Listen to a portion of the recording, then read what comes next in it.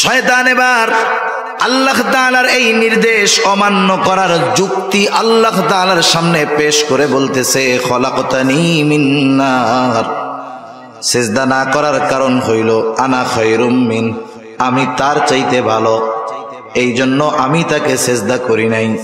ভালো কেন? খলাকতানি মিন নার, আপনি আমাকে আগুন থেকে সৃষ্টি করেছেন, ওয়া খলাকতাহু মিন তিন, আর তাকে মাটি থেকে সৃষ্টি করেছেন। প্রত্যেকটা জিনিসের একটা মৌলিক বিষয় আছে। যেমন আগুন, এর অন্যতম একটা সিফাত হলো আগুন যখন কোথাও লেগে যায়, আগুন কিন্তু নিচের দিকে যায় না, উপরের দিকে যায়। আগুনের বৈশিষ্ট্য হলো আগুন উপরের দিকে যায়। আর মাটি যত শক্তি দিয়ে উপরে নিক্ষেপ করা হোক না কেন, মাটির বৈশিষ্ট্য হলো মাটি নিচের দিকে যায়। শয়তান বোঝাতে চায় আমার সৃষ্টির মৌলিক বস্তু যেহেতু আগুন, তার গতি হলো ঊর্ধ্বমুখী। আদম সৃষ্টির মৌলিক বস্তু হলো মাটি, তার গতি হলো নিম্নমুখী। সেই জন্য ঊর্ধ্বমুখী একটা জিনিস নিম্নমুখী একটা জিনিসকে সিজদা করতে পারে না, আর যে ঊর্ধ্বমুখী সে নিম্নমুখীর চাইতে উত্তম। এই জন্য আমি আদমকে সিজদা করি নাই।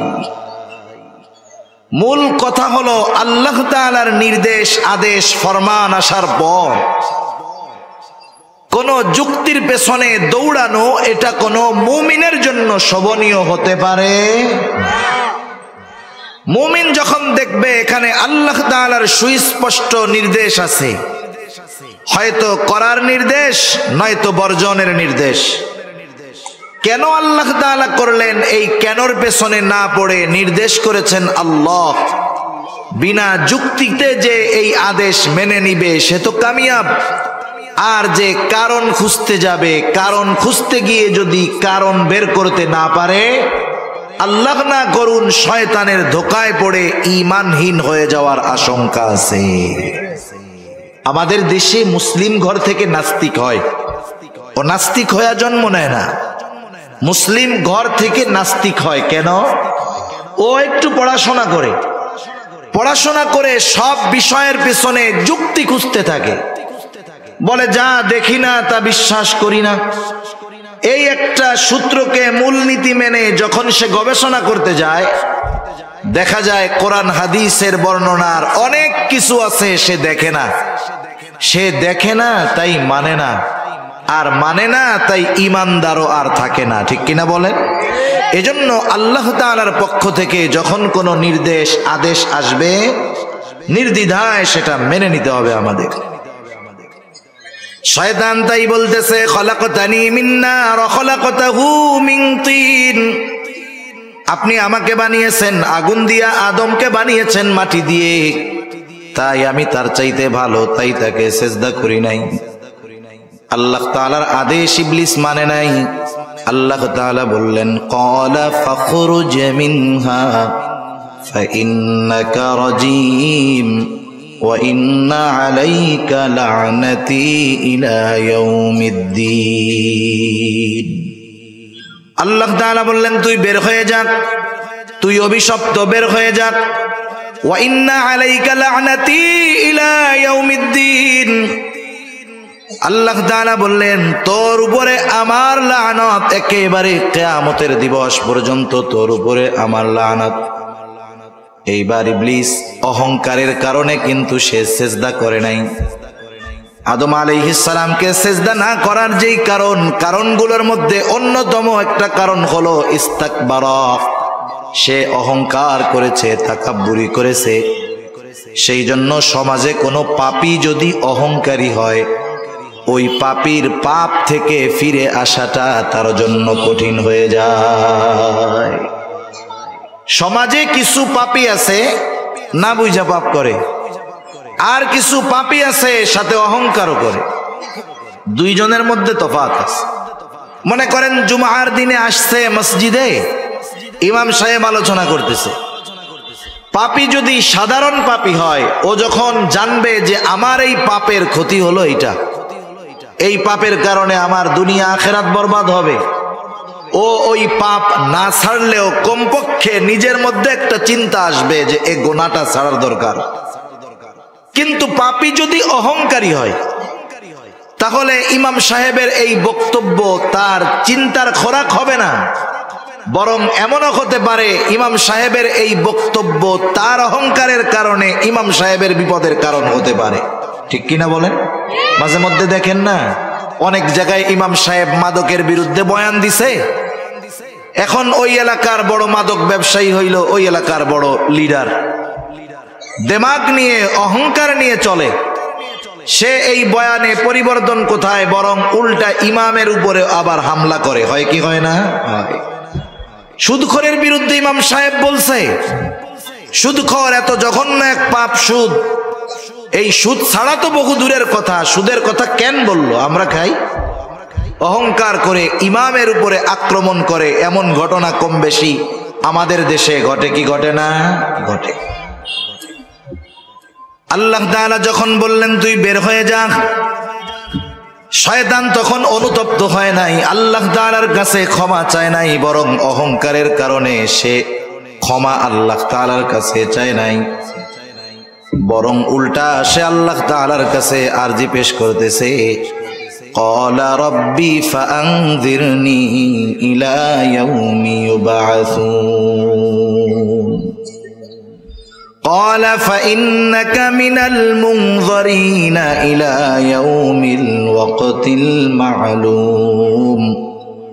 শয়তান আল্লাহ তাআলার কাছে বলতেছে, আপনি আমাকে কিয়ামতের দিবস পর্যন্ত অবকাশ দেন, সুযোগ দেন, হায়াত দেন, কারণ যেই বনি আদমের কারণে আমার উপরে লানাত, আমার সব আমল বরবাদ হয়ে গেল, ওই বনি আদম দুনিয়ার মধ্যে কিয়ামত পর্যন্ত আবাদ করবে।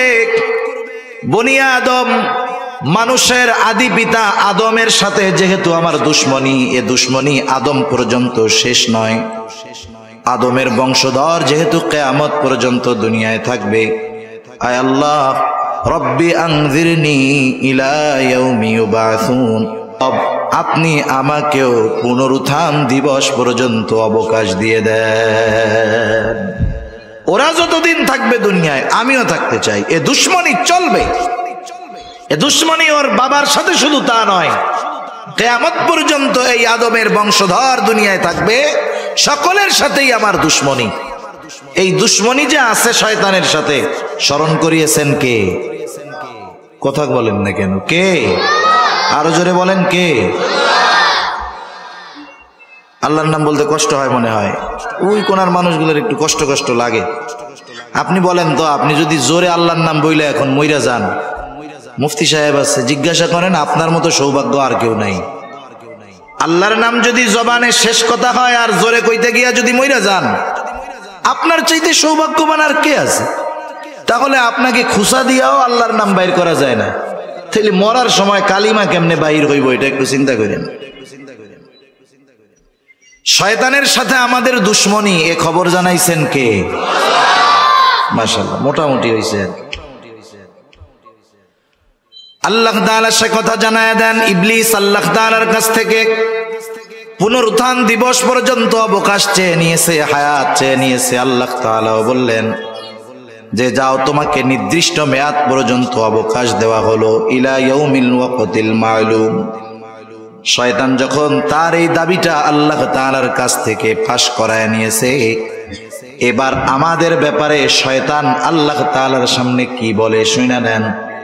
শয়তান এবার বলতেছে, ক্বালা ফাবিইজ্জাতিকা লাউগওয়িয়ান্নাহুম আজমাঈন ইল্লা ইবাদাকা মিনহুমুল মুখলাসিন।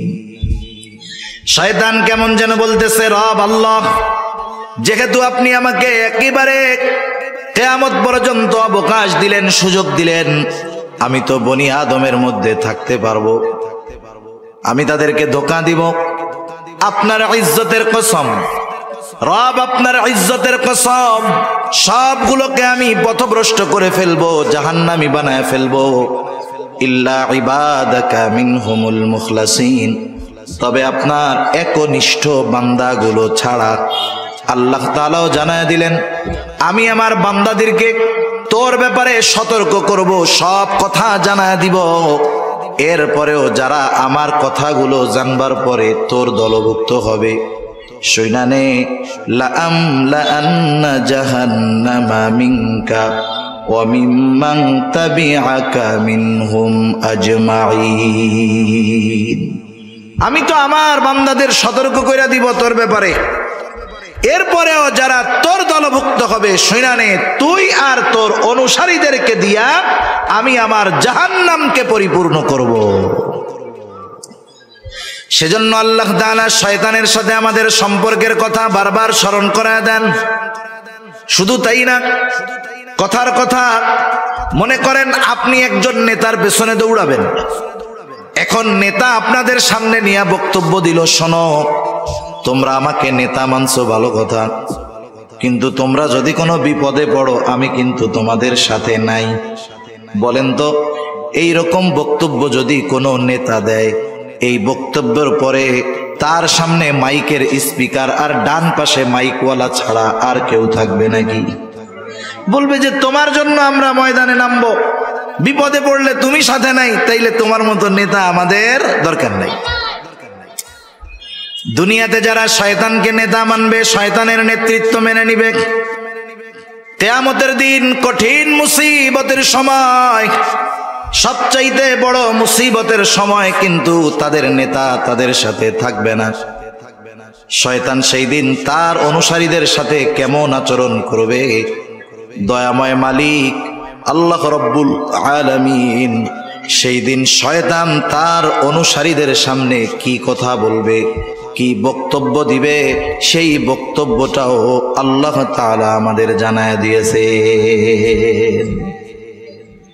আল্লাহ তাআলা কোরআনুল কারীমের মধ্যে বলেন, وقال الشيطان لما قضي الأمر إن الله وعدكم وعد الحق ووعدتكم فأخلفتكم وما كان لي عليكم من سلطان إلا أن دعوتكم فاستجبتم لي فلا تلوموني ولوموا أنفسكم ما أنا بمصرخكم وما أنتم بمصرخي إني كفرت بما أشركتموني من قبل। আল্লাহ তাআলা আমাদের জানায় দিলেন, কিন্তু বক্তব্যটা হলো শয়তানের, যেটা কিয়ামতের ময়দানে দিবে। আল্লাহ তাআলা আমাদেরকে জানায় দিয়েছেন কত আগে কি করবে সেই দিন শয়তান। আল্লাহ তাআলা বলেন, ওয়াকালা আশ-শাইতানু লাম্মা কুদিয়াল আমর, সব কিছুর যখন চূড়ান্ত ফয়সালা হয়ে যাবে, এইবার শয়তানের দলের অনুসারী যারা, তারা শয়তানকে খুঁজতে থাকবে যে আমাদের তো নিশ্চিত হয়ে গেল জাহান্নাম, কে আমাদের জন্য একটু সুপারিশ করবে। মৃত্যুদণ্ড যখন কারো কার্যকর হয়ে যায়, আপিল করে, জজ কোর্টে হইলে হাইকোর্টে, সুপ্রিম কোর্টে গিয়া করে, সুপ্রিম কোর্টে যদি রায় হয় রাষ্ট্রপতির কাছে গিয়া করে। ওরা চিন্তা করবে আমাদের জন্য তো জাহান্নাম অবধারিত, কিন্তু কে আছে আমাদের জন্য আজকে সুপারিশ করবে, আমাদেরকে এই বিপদ থেকে উদ্ধার করবে। দুনিয়ায় যেহেতু তারা শয়তানের সাথে ছিল, এইবার তারা শয়তানকে খুঁজতে থাকবে।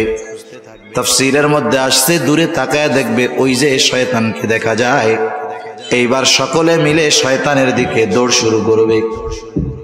শয়তানও দৌড়াইতে থাকবে, দৌড়াইতে থাকবে।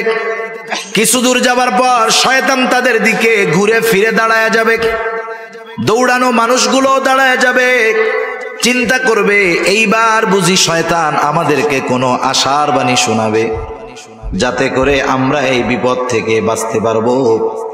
ওই দিন দাঁড়ায়া শয়তান গোটা দুনিয়ার শুরু থেকে নিয়ে শেষ পর্যন্ত তার যত অনুসারী ছিল, তাদের সামনে যেই বক্তব্যটা দিবে আল্লাহ তাআলা সেই বক্তব্যটাই বলতেছেন। শয়তান প্রথমেই বলবে, ইন্নাল্লাহা ওয়া'আদাকুম ওয়া'দাল হক। শয়তান প্রথমেই বলবে, ইন্নাল্লাহা ওয়া'আদাকুম ওয়া'দাল হক, নিশ্চয়ই আল্লাহ তাআলা তোমাদের সাথে যা ওয়াদা করেছেন সব ওয়াদা সত্য। এখন প্রশ্ন হলো, আল্লাহ তাআলা কি ওয়াদা করছেন আমাদের সাথে? আল্লাহ তাআলার যত প্রতিশ্রুতি আছে, যত ওয়াদা আছে, সব ওয়াদা যদি বিশ্লেষণ করা হয় সারমর্ম হয় দুইটা। কয়টা? জোরে বলেন না কয়টা? এত খুশা কথা কইলাম, এরপরেও আপনাকে দুইবার কওয়া লাগেছে। জোরে বলেন,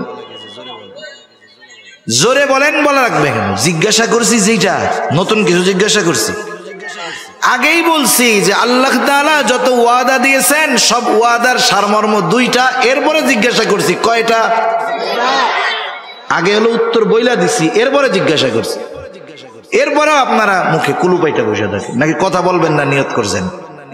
একটু বললে হয় কি, ছোটবেলায়, এখন তো পোলাপান ঘুমাইতে বলবেন, বলবে যে আমার একটু মোবাইল দাও, গেমস খেলি, নাইলে ঘুম নাই। এটা বলে না এখনকার বাচ্চারা? একটু মোবাইল দাও, একটু কার্টুন দেখাও, নাইলে ঘুমাবো না। আমাদেরও মনে আছে যতটুকু, ছোটবেলায় আমাদের যখন ঘুমাইতে বলতো আমরা বলতাম যে গল্প শোনাও। গল্প কে শোনাবে? দাদা, দাদি, মা, যে কোনো একজন তো শোনাবে। এইবার দাদির কাছে শুইছি, গল্প শুরু করছে। এক দেশে এক রাজা ছিল। আমরা কি কইতাম? রাজার একটা ঘোড়া ছিল, ঘোড়ার দুইটা পাখনা ছিল। এইবার আর হু হা কিচ্ছু হয় না। বলেন তো দাদির গল্প আছে না শেষ? দাদির গল্প চলতো না শেষ? দাদির গল্প চলতো ততক্ষণ, হুহা থাকতো যতক্ষণ। আমি আপনাদের সামনে বলতেছি, আপনারা কি সজাগ আছেন না ঘুমায় আছেন? এই জন্যই জিজ্ঞাসা করি, যে এই প্রশ্নগুলা করি। নতুন কিছু তো আর করি না, আগে উত্তর বলি এরপরে জিজ্ঞাসা করি। অথচ এই জিজ্ঞাসার কোনো দরকার নাই। বললাম যে সারমর্ম দুইটা, শেষ। কিন্তু এরপরে আবার জিজ্ঞাসা করি সারমর্ম কয়টা? আপনাদের জিজ্ঞাসা করার কারণ হলো এই গুরুত্বপূর্ণ কথাটা আপনারা মন দিয়ে শুনছেন কিনা। কিন্তু আমার মনে হচ্ছে যে না, আপনারা শুধু শুনতেছেন কিন্তু বলতে রাজি নাই। একটু কথা বলা যাবে না ইনশাআল্লাহ? আল্লাহ তৌফিক দান করুন। আল্লাহ তাআলা যত ওয়াদা করেছেন সব ওয়াদার সারমর্ম হলো দুইটা। এক নাম্বার হলো ইন্নাল্লাযীনা আমানু ওয়া আমিলুস সলিহাতি লাহুম জান্নাতুন তাজরি মিন তাহতিহাল আনহার। এক নাম্বারটা হইল ঈমান আনো, নেক আমল করো, তোমাদের জন্য রয়েছে এমন জান্নাত যেই জান্নাতের পাদদেশ দিয়ে আছে প্রবাহিত নহর। আল্লাহ তাআলার যত ওয়াদা তার দ্বিতীয়টা হলো ওয়াল্লাযীনা কাফারু ওয়া কাযযাবু বিআয়াতিনা উলাইকা আসহাবুল জাহিম। আল্লাহ তাআলার যত ওয়াদা আছে সব ওয়াদার দ্বিতীয়টা সারমর্ম হলো যারা আল্লাহ তাআলার আয়াত সমূহকে মিথ্যা প্রতিপন্ন করে, আল্লাহ তাআলার নিদর্শন সমূহকে মিথ্যা প্রতিপন্ন করে, আল্লাহর সাথে কুফরি করে, ঈমান আনে না, নেক আমল করে না, তারা হলো আসহাবুল জাহিম। তাদের ঠিকানা হলো জাহান্নাম। এটা হলো আল্লাহ তাআলার সকল ওয়াদার একেবারে সারাংশ, মূল কথা। এই কথাই শয়তান মনে করায় দিবে আল্লাহ তাআলা ওয়াদা দিয়েছিল ঈমান আনো, নেক আমল করো, জান্নাত। ঈমান আনো নাই, নেক আমল করো নাই, জাহান্নাম। এই ওয়াদাটা আল্লাহ তাআলা দিয়েছিলেন, নিশ্চয়ই আল্লাহ তাআলার এই ওয়াদা সত্য, কোনো সন্দেহ নাই। শয়তান ওই দিন বলবে, শয়তান বলার আগে আল্লাহ তাআলা আমাদের জানায় দিচ্ছে।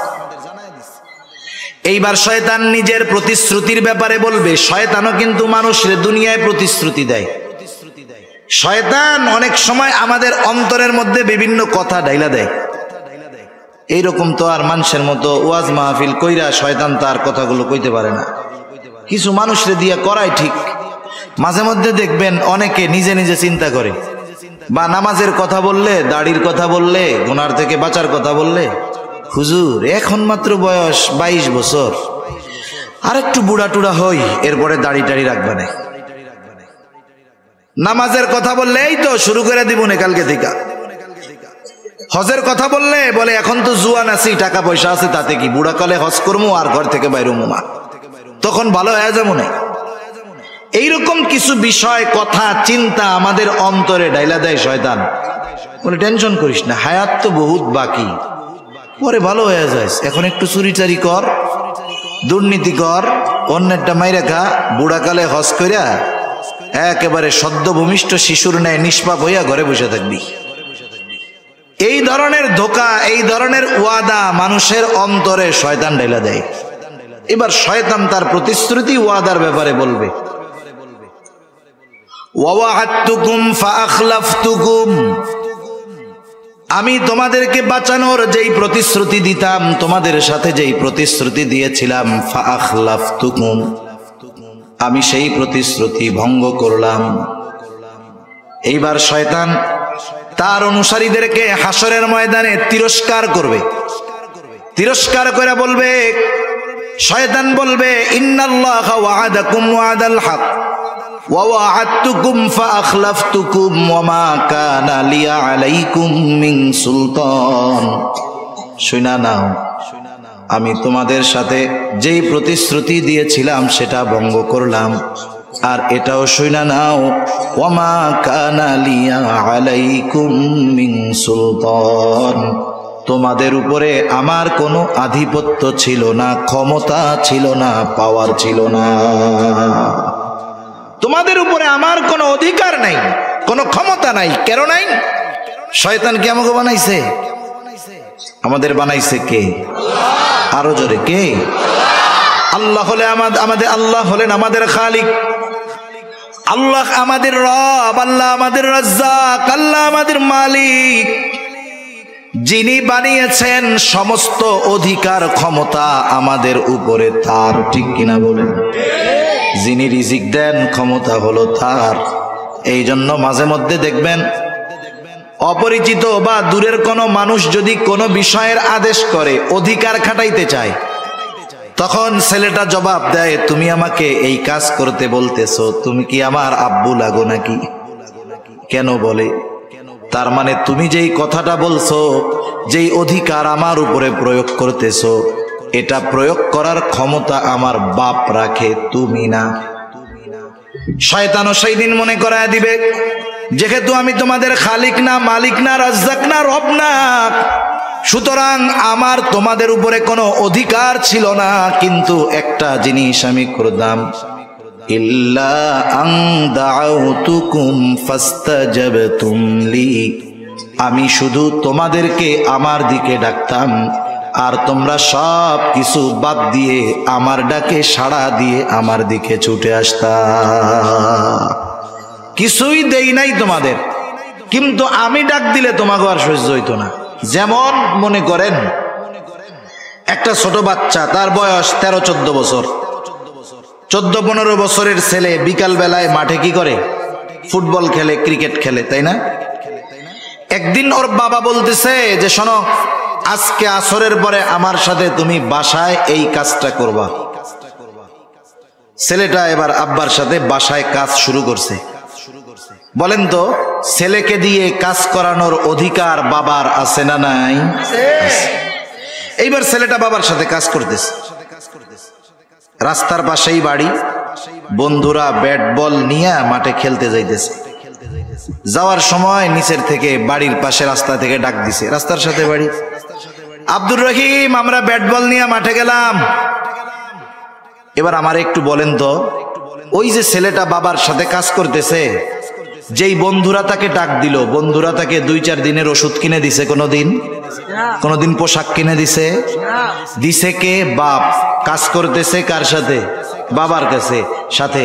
বলেন তো, বন্ধুর ওই ডাক যখন আব্দুর রহিমের কানে আসবে, আব্বার কাছে মন বসবে? ও কি চিন্তা করবে, বন্ধুরা ডাকতেছে, ডাকুক, আমার আব্বা আমার এত কিছু দেয়, আজকে আমি আর খেলতে যাব না? এইবার বন্ধুর আওয়াজ, ডাক কানে আসার সাথে সাথে ওই জায়গায় মন বসবে না, আব্বারে বলবে, আব্বা আমার আর ভালো লাগতেছে, আমি আর পারবো না, আমি একটু মাঠে যাবো। যেমনে হোক ওই জায়গার থেকে সুইটা বন্ধুদের সাথে খেলতে যাবে, ঠিক কিনা বলেন? শয়তান এইরকমই মনে করায় দিবে, শোনক, আমি কিছুই দেই নাই, কিছুই করি নাই, কোনো অধিকার তোমাদের উপরে নাই, শুধু ডাক দিতাম যে আমার দিকে আসো, তোমরা সব কিছু সাইডা আমার দিকে চইলা আসতা। অথচ আমাদের দেশে, গোটা দুনিয়ার মধ্যে মসজিদ গুলাতে দৈনিক 5 বার আজান হয় কি হয় না? এই আজান দেয় মুয়াজ্জিন। আমরা যদি মনে করি মুয়াজ্জিনকে বেতন দিয়ে রেখেছি, মুয়াজ্জিনের কাজ হইল আজান দেওয়া, এটা যদি মনে করি এটা আমাদের বড় ভুল হবে। মুয়াজ্জিন সে হলো আল্লাহ তাআলার মুখপত্র, প্রেস সচিব। আল্লাহ তাআলার মুখপত্র, প্রেস সচিব। এই জন্য কোন ব্যক্তি যদি ইখলাসের সাথে মুয়াজ্জিনি করে, কিয়ামতের দিন হাদিসের মধ্যে আসছে আল্লাহ তাআলা তার ঘাড়টাকে লম্বা বানায় দিবে। কিয়ামতের মানুষ বুঝতে পারবে এই ব্যক্তি দুনিয়ার মধ্যে মুয়াজ্জিন ছিল। এখন এই মুয়াজ্জিন আমাদেরকে কার দিকে ডাকে বলেন তো? আল্লাহর দিকে ডাকে। আল্লাহ তাআলা সেই কথা স্মরণ করায় দেন। আল্লাহ তাআলা বলেন, ওমান আহসানু কওলাম মিম্মান দাআ ইলাল্লাহ, তার চাইতে উত্তম আহ্বানকারী আর কে আছে যে মানুষকে আল্লাহর দিকে ডাকে? মুয়াজ্জিন দৈনিক 5 বার আজান দেওয়ার মাধ্যমে আমাদেরকে আল্লাহর ঘরের দিকে ডাকে। আজান যখন দেয় আমরা বুঝি আমাদেরকে যেতে হবে কার ঘরে? আরো জোরে বলেন না, কার ঘরে? বলেন তো, কারো ঘরে কারো অনুমতি ছাড়া ঢোকা জায়েজ আছে নাকি? ওয়াজ খালি আমরা শুনি, কিন্তু ওয়াজ নিয়ে ফিকির করি না, চিন্তা করি না। ঘর হলো আল্লাহর, ডাকতেছে মুয়াজ্জিন, তার মানে মুয়াজ্জিনকে আল্লাহর ঘরে ডাকার অনুমতি আল্লাহ তাআলা দিবেন, ঠিক কিনা বলেন? তাহলে যদি সহজ কথায় বলি, এই ডাকটা মূলত মুয়াজ্জিনের না, ডাকটা কার? আপনার কাছে আপনার এলাকার সম্মানিত চেয়ারম্যান সাহেব অথবা এমপি সাহেব একজন লোক পাঠায় বলছে যে ভাই এমপি সাহেব আপনাকে ডাকছে, আমাকে ডাকতে বলছে। বলেন তো, ওই লোকটা যত ছোট হোক, সামাজিকভাবে তার যত সম্মান কম হোক না কেন, আমি আপনি যদি ওই লোকের কথাটাকে ফিরায়া দেই, তার কথা ফেরানো হবে না, বরং এমপি সাহেবের কথা ফিরায়া দেওয়া হবে। মুয়াজ্জিন সে যে হয় হোক, ডাকতেছে আল্লাহর দিকে, আল্লাহর আদেশে সে ডাকতেছে। এখন চিন্তা করেন, আল্লাহ তাআলার এই আহ্বান, আল্লাহ তাআলার এই দাওয়াত যে বান্দা আমার ঘরে আসো, আমার ঘরে আসো, নামাজ পড়ো, নামাজের মধ্যে কল্যাণ। শয়তান সেই দিন মনে করায় দিবে আমি ডাক দেওয়ার সাথে সাথে সব থইয়া চইলা আসছো, কিন্তু আল্লাহ তাআলা দৈনিক তোমারে 5 বার তার ঘরে দাওয়াত দিছে, যাও নাই। ইল্লা আন দাউতুকুম ফাস্তাজাবতুম লি, যেই আল্লাহ তোমারে খাওয়াইছে, যেই আল্লাহ তোমাকে বানিয়েছে, যেই আল্লাহ তোমার রব, তার ডাকে সাড়া না দিয়া আমার ডাক শুইনা চইলা আসছো, তোমার মতো নাফরমান আর কেউ নাই। তোমার এই পরিণতি যে হয়েছে, এই জন্য তুমি আমারে বকা দিও না। ফালা তালুমুনি ওয়ালুমু আনফুসাকুম, আমাকে তিরস্কার কইরো না, আমারে ভৎসনা কইরো না। তোমরা নিজেরা নিজেদেরকে তিরস্কার করো, ভৎসনা করো। আর শুনা নাও, আজকের এই দিনে মা আনা বিমুসরিখিকুম ওয়া মা আনতুম বিমুসরিখিয়া, আমি নিজের জন্য কিছু করতে পারবো না, তোমাদের জন্য কিছু করতে পারবো না। সাথে সাথে এটাও জেনে নাও, ইন্নী কাফারতু বিমা আশরাকতুমুনি মিন ক্বাবল। কিয়ামতের দিন শয়তান তার অনুসারীদের সাথে এই বক্তব্য দিয়ে সম্পর্ক ছিন্ন করবে। এটা যে করবে, এ ব্যাপারে কোনো সন্দেহ আছে? না থাকার কারণ এই বক্তব্যটা আমাদের যিনি জানিয়েছেন তিনি কে? এখন বলেন, এত সুস্পষ্টভাবে দুশমনের পরিচয় বলে দেওয়ার পরেও, দুশমনের মিশন, কর্মপন্থা সব কিছু বলে দেওয়ার পরেও কেউ যদি আল্লাহর আহ্বানে সাড়া না দিয়ে, শয়তানের ডাকে সাড়া দিয়ে পরকালে ক্ষতিগ্রস্ত হয়, পাপে লিপ্ত হয়, বলেন তো এর মতো জালেম দুনিয়ায় আর কেউ আছে? এজন্যই আল্লাহ তাআলা এর পরপর বলেন, ইন্নায যালিমিনা লাহুম আযাবুন আলীম, নিশ্চয়ই জালেমদের জন্য কঠিন শাস্তি আল্লাহ তাআলা প্রস্তুত করে রাখছেন। সব কথার মূল কথা, শয়তানের দলের লোক যারা, এরা যে ক্ষতিগ্রস্ত হবে সে কথাই আল্লাহ তাআলা বলেন, উলাইকা হিজবুশ শাইতান আলা ইন্না হিজবাশ শাইতানি হুমুল খাসিরুন। আল্লাহ তাআলা বলেন, শয়তান যাদের ঘাড়ের উপরে চেপে বসেছে, আমি আল্লাহর স্মরণ থেকে যাদেরকে গাফেল বানায় দিয়েছে, ওই মানুষগুলোই হলো শয়তানের দলের লোক। আর যারা শয়তানের দলের লোক তারা হলো ক্ষতিগ্রস্ত।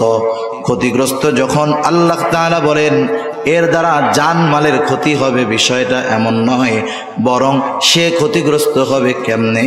এই ক্ষতি হবে অনন্তকালের জাহান্নামের বাসিন্দা হওয়ার মাধ্যমে।